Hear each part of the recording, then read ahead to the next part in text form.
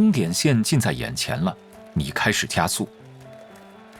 你的步伐逐渐变快，呼吸也越来越深，心跳加速，汗如雨下。汗水是如何突然之间出现的？它又有什么作用呢？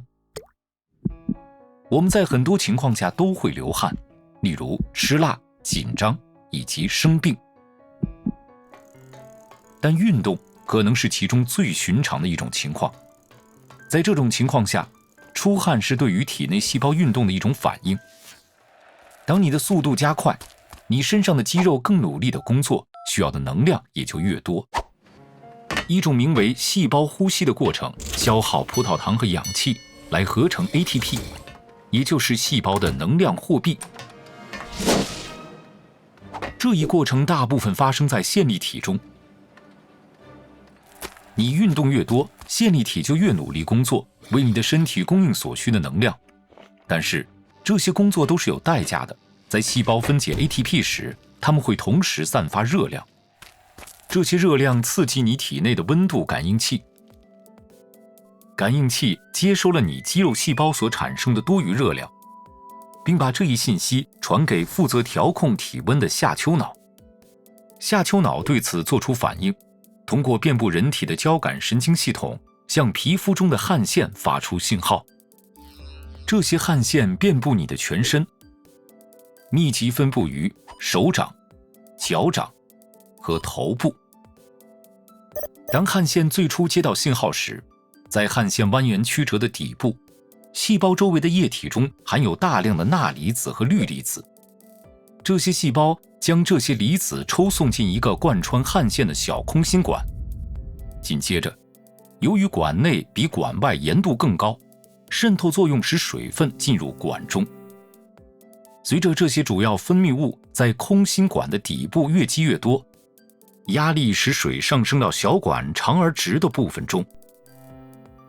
在渗出皮肤之前，小管周围的细胞会尽可能多地吸收盐分，以确保这一过程继续进行。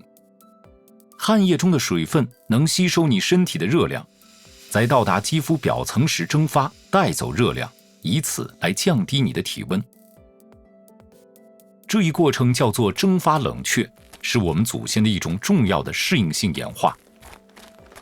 这种冷却效应不光在运动中发挥作用，我们在其他情况下也会出汗。吃辣的东西会让一些人脸部大量出汗，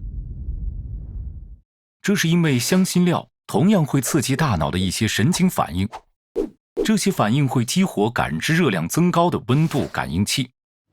出汗也是战斗或逃跑反应的一部分，这种反应一般在焦虑的情况下会被激活，例如邀请某人约会或是参加工作面试。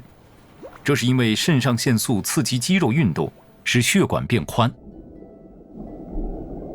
这两者都会增加热量，从而触发流汗反应。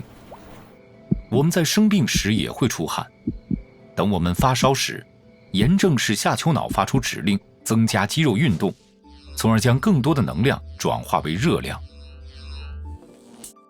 这会让你的体温整体上升，这是一种保护机制，使得传染源在你体内不易生存。就像跑步时一样，流汗帮你带走热量。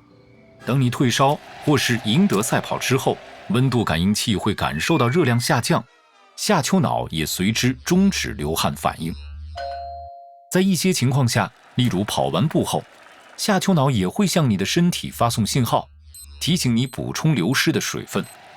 所以当你在尽力完成下一个目标时，你可以将汗水想成你身体的专属校准器，让你能够再多坚持1英里。